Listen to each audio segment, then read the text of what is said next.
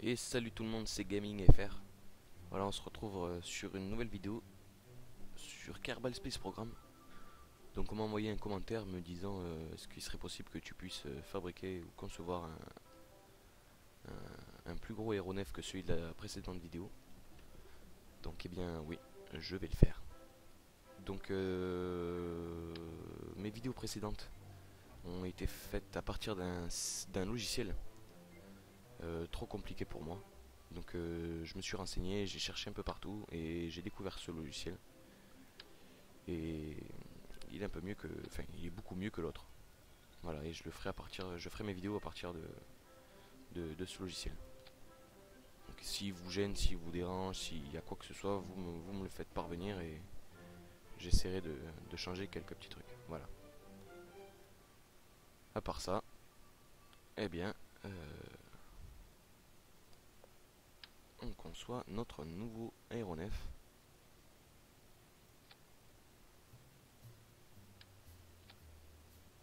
Donc.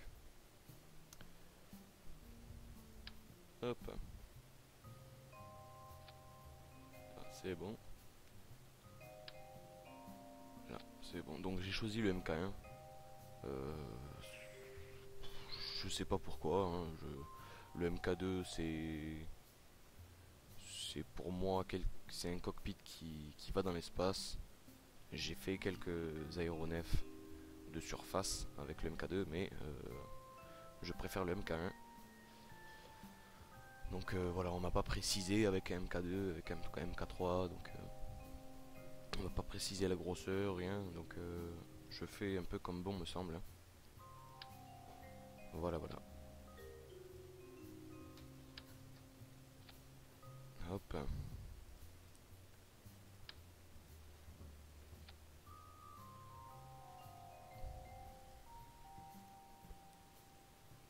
Hop.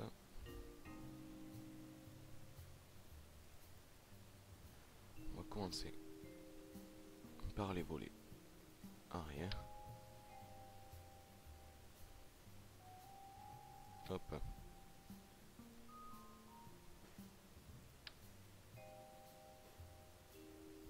Hop.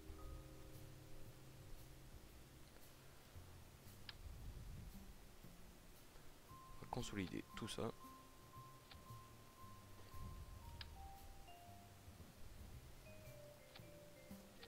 Hop.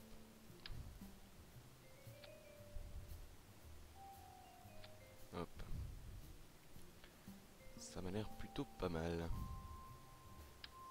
Et allez, hop. Voilà. Donc, on passe aux grandes ailes.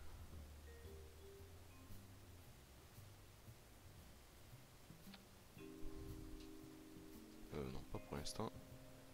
On va faire du type B. Euh, euh, euh, euh, euh, euh.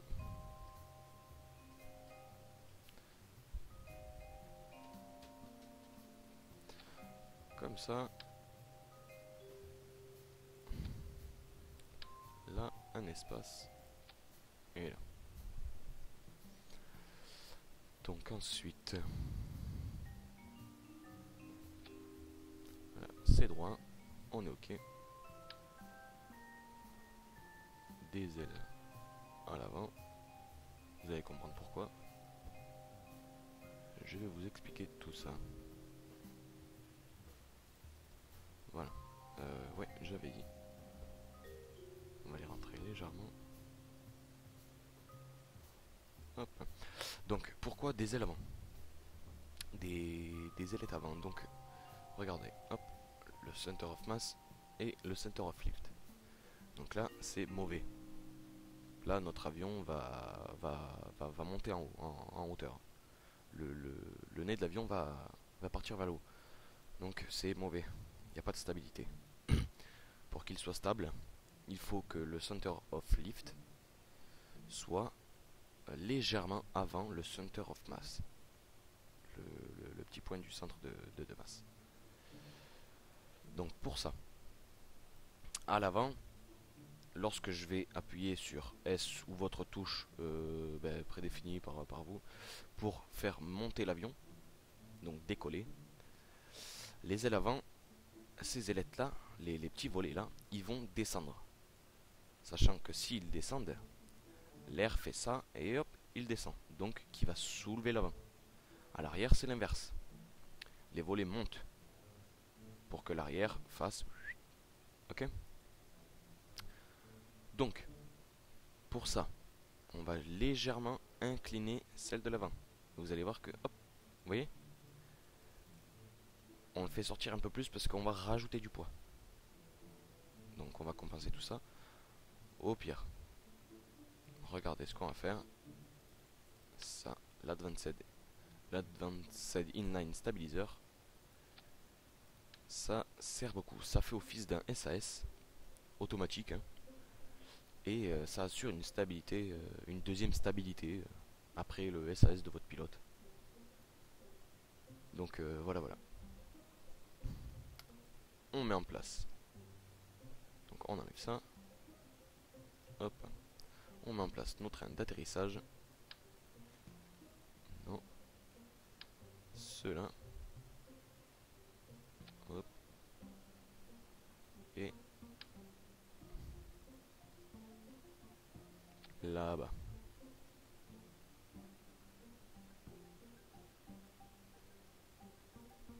On va.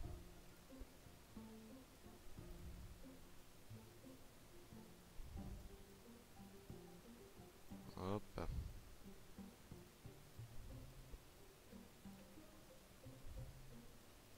Hop, voilà. Donc, hop, on va légèrement les incliner vers l'extérieur. Hop, voilà. Ensuite, on fait notre premier test.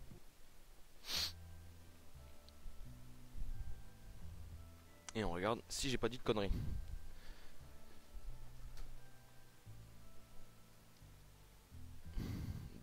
Donc. Hop. Hop. À fond.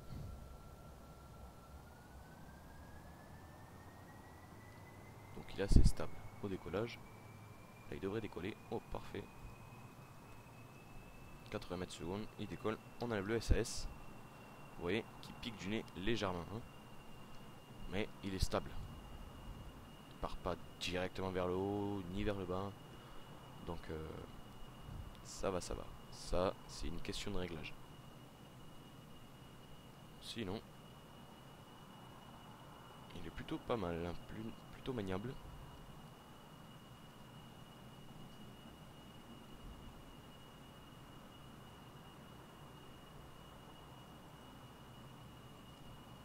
Donc voilà.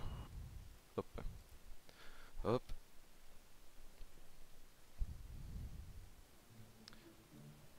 Ensuite, revenu au hangar. On va légèrement incliner ça vers ici. Hop, et on va les incliner un tout petit peu plus. Voilà. De manière à ce qu'ils sortent. À ce que le center of lift sorte.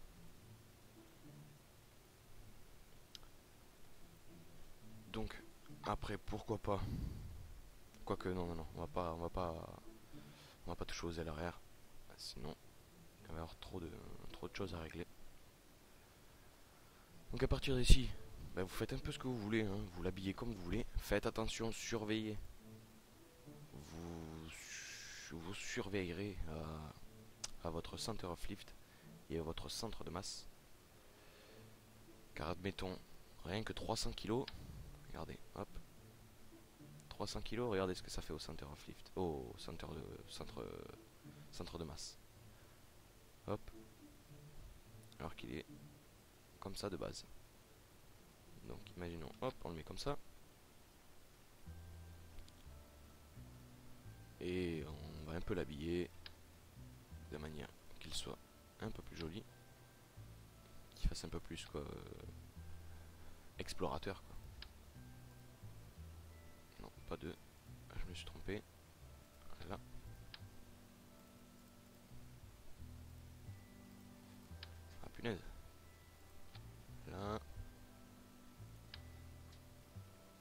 met ça. Ensuite, on met des panneaux solaires.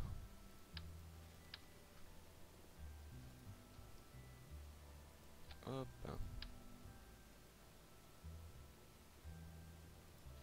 Hop.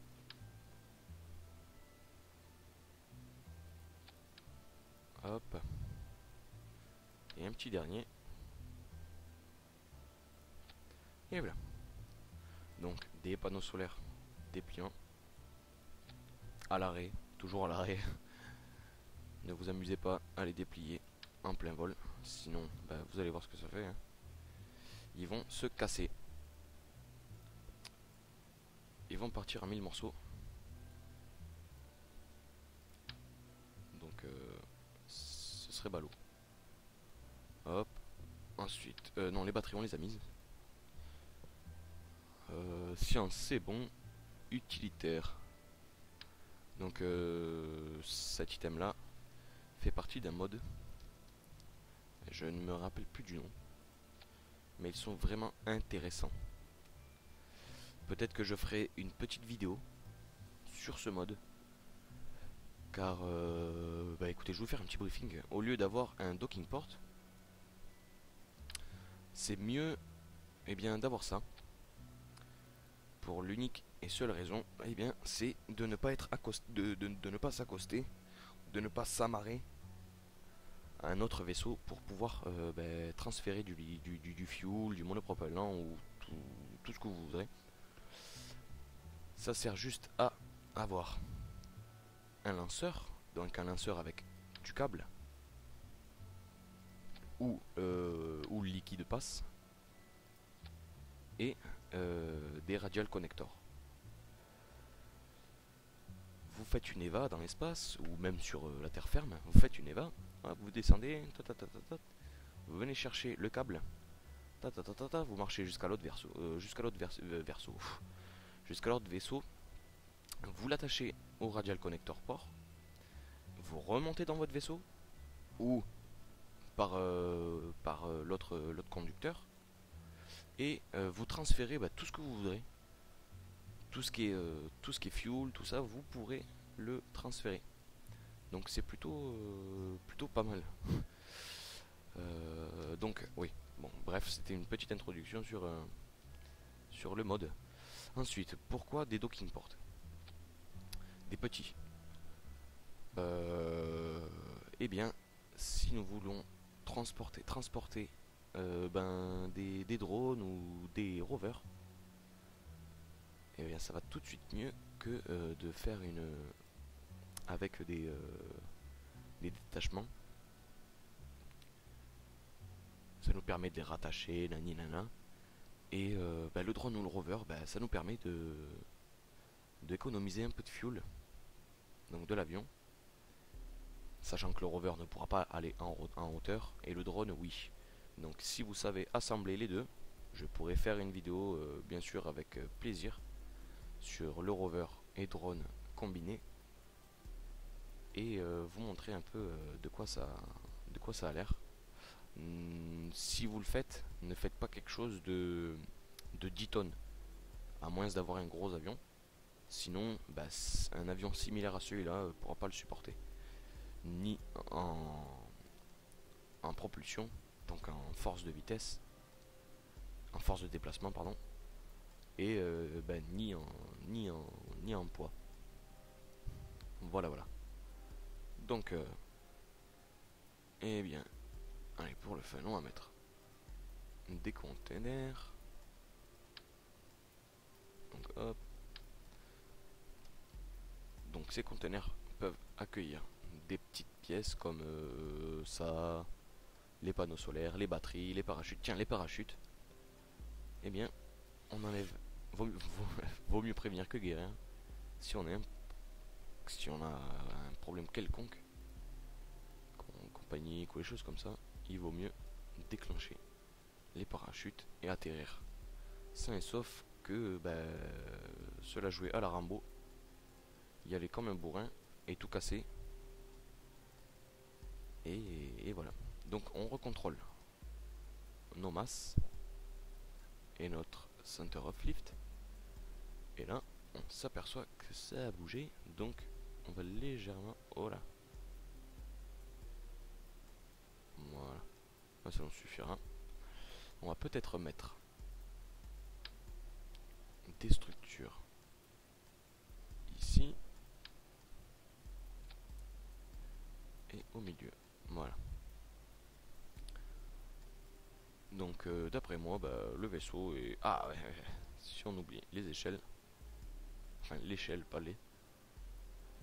Bon, il y a d'autres solutions, hein. C'est quand vous quand vous atterrissez, c'est eh bien de rétracter vos trains d'atterrissage pour que l'avion bah, soit plus bas. Et donc ce qui vous permettra de sauter sur une aile et d'essayer un petit peu comment grimper sans échelle. Hop, on ouvre ça. Hop.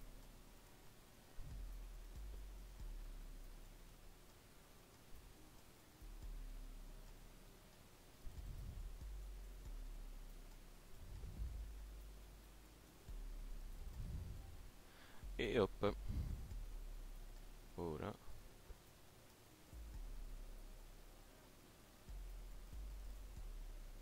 Et donc voilà. Notre avion est terminé. On le teste.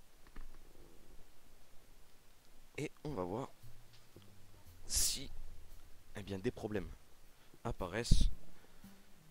Et on réglera ça.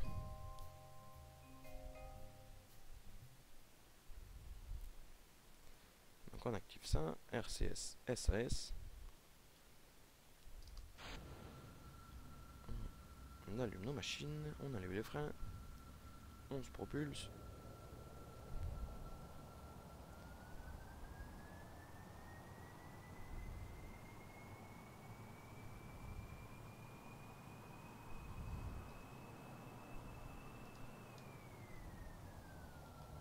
Vous voyez que quand j'enlève le SS, j'ai failli me cracher, oui, oui.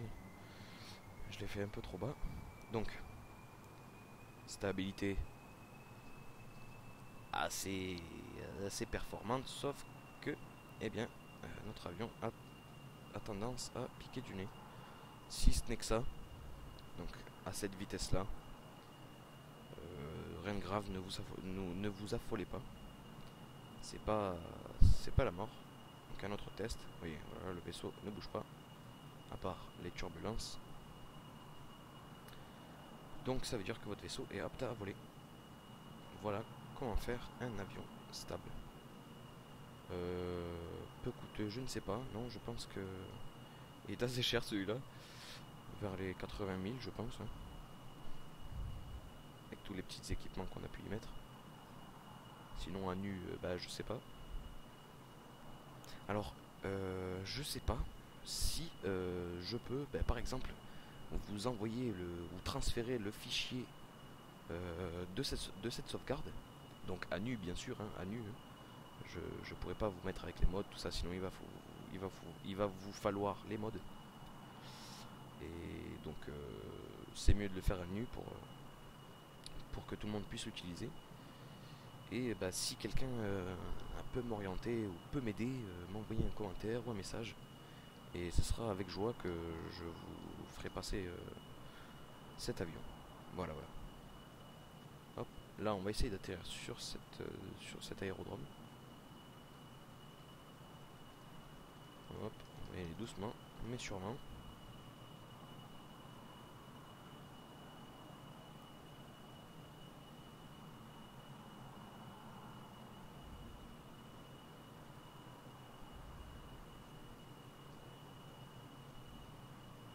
Bon, x4 les manœuvres, hein, c'est pas super. Hein. Donc on attend d'être bien aligné. Et on fait. Hop. Voilà, ça m'a l'air pas mal. Hein. On éteint les machines. On sort les trains d'atterrissage. On active les freins. On pique un peu du nez. Et le temps fera le reste. Hop, on n'est pas bien en face. On compense un peu. Hop, hop, hop, hop, hop, hop, hop, hop, hop. Là, ça m'a l'air cool. Hop, voilà. Oh punaise.